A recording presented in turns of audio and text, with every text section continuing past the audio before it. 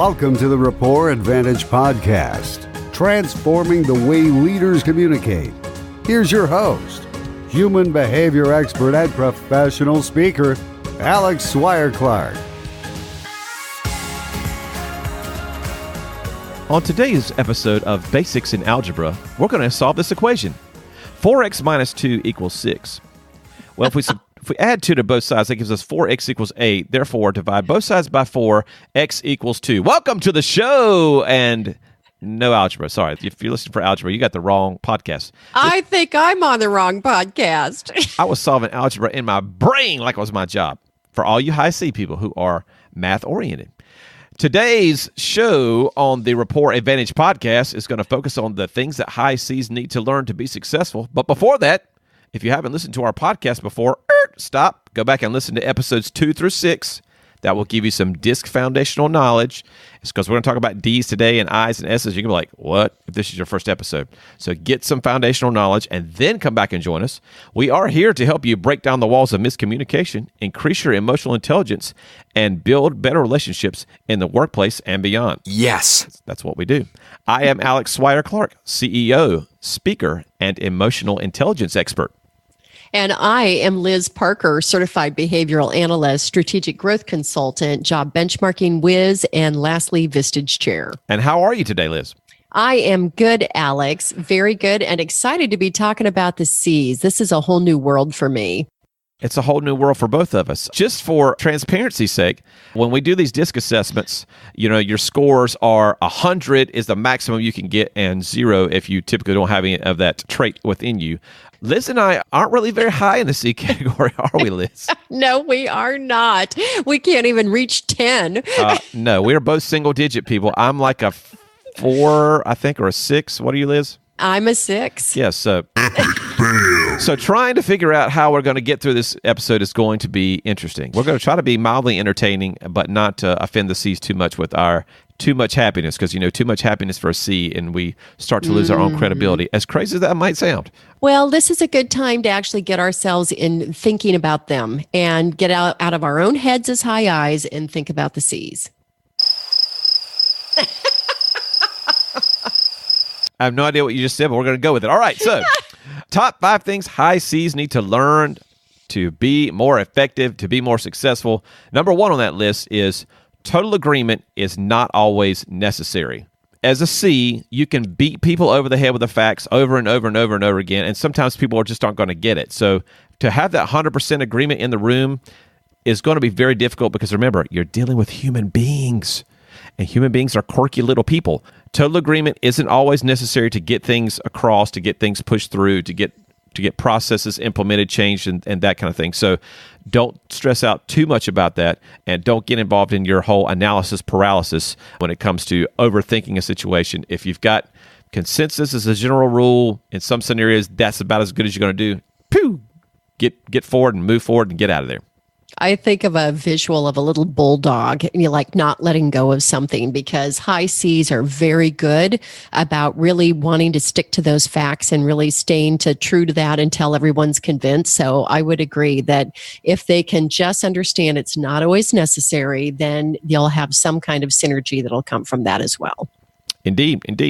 Number 2, Liz. Thorough explanations aren't always possible.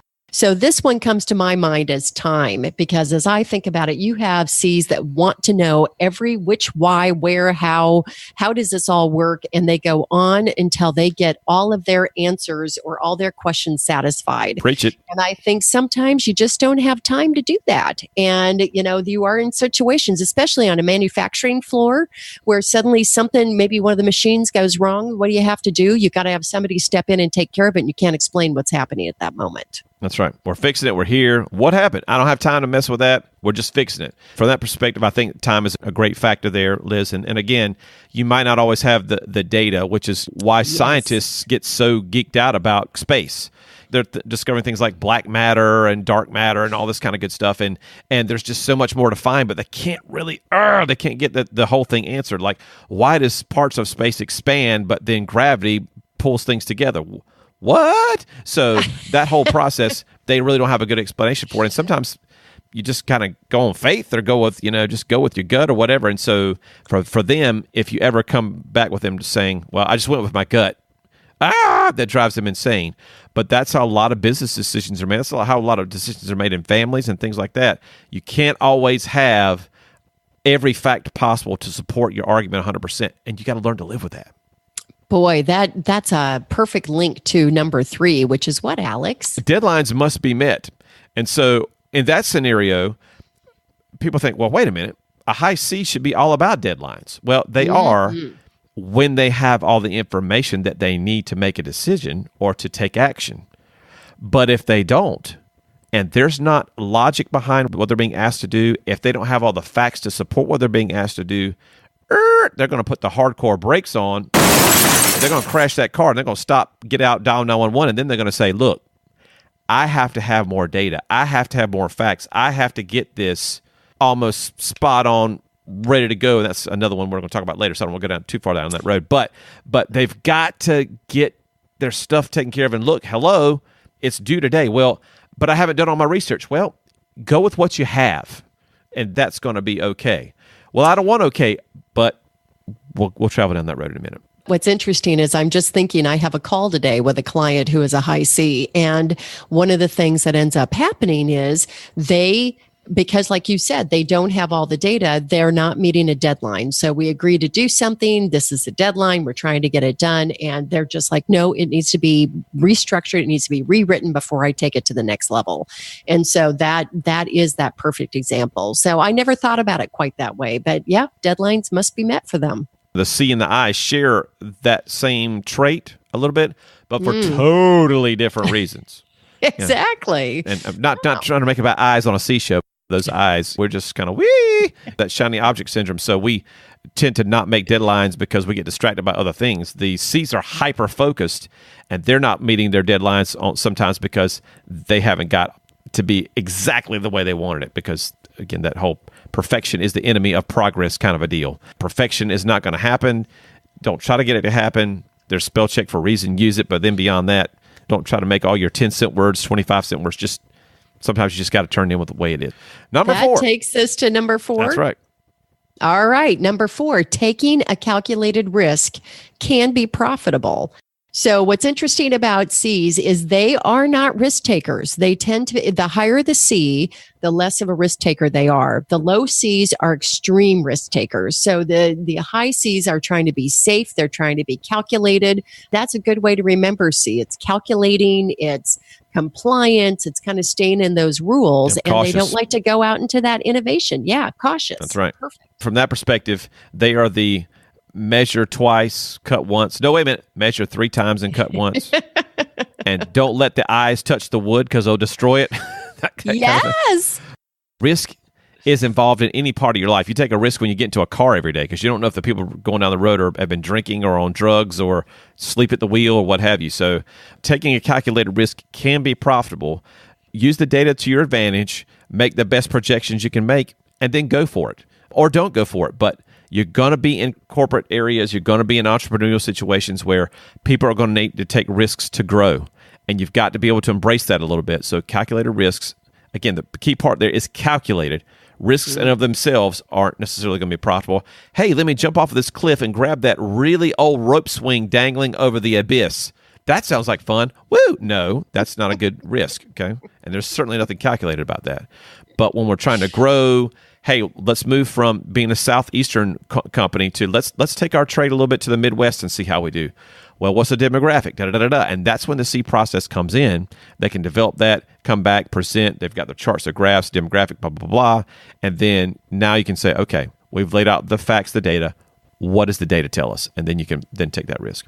Yeah, and meet that deadline. Correct. I think that's a nice way to pull those two together. And what about number 5, Alex? Number 5 is there are varying degrees of excellence. Oh, no, they're not. Not to a C, they're not. It's either 100% or I'm not turning this thing in. I mean, that's just the way it is. They're so intrinsically motivated. It's a wonderful trait. They want things to be absolutely perfect. But guess what? It goes back to timelines. It goes back to deadlines. It goes back to sometimes there are things beyond your control that you can't put your hands on and manipulate to get the outcome you want. Guess what? you got to deal with your circle of influence. And within that circle, you do what you have to do. And it may only be 88% of what your best is, but by gosh, it's due by 3 o'clock. It's got to be turning like that. Oh my God, Alex, I can't turn in this work. This doesn't represent me. You're right. It doesn't represent you with 30 years to complete a project, but guess what? Timelines are there for a reason, and we got to take care of them, and they've got to be done. Turn in what you have, do the best you can within the time frame, and then get started on a project early if you need to, or take a little more time if you've got a little bit of extra time. But understand that what you think is going to be not your best is really, really good 99% of the time to most everyone else who's going to examine it. I think that's a key piece of it, isn't it? And I'm thinking of, I've talked to a couple of other C's, and as I thought in my head that they would always come to the same agreement because the facts, what's interesting is because we have our own biases, we have our own opinions, we have things like that, that even the C's idea of perfection is not always the same from C to C. And so, when you're an outsider looking in as a high I looking at these C's, you would think they'd all come to the same answer. And it was interesting in that conversation to find out that C's don't even always agree on what perfection looks like because of their own biases. That's right. And so we talk about, on the podcast before, that trying to get two C's to agree on things is very, very tough because one C thinks they're right because, again, their experience, education, biases.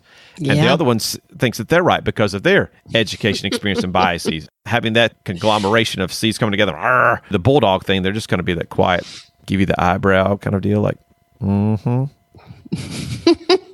Yeah, but you're not right though. Mm-hmm. So that quiet confidence, because they know they're right because they've got the facts to back it up. There are varying degrees to excellence. Don't be necessarily worried if you only give 85 to 90% of what your best is. Give the people around you those things, and you'll be rewarded with it because they're going to appreciate it for what it is, which is the best you could do within that time frame. Because they know that C's don't make junk, people. C's don't make junk. No, they don't. All right, so that's going to do it for today's show. Like to thank Liz, as always, for joining me today. Liz, how can folks get in touch with you?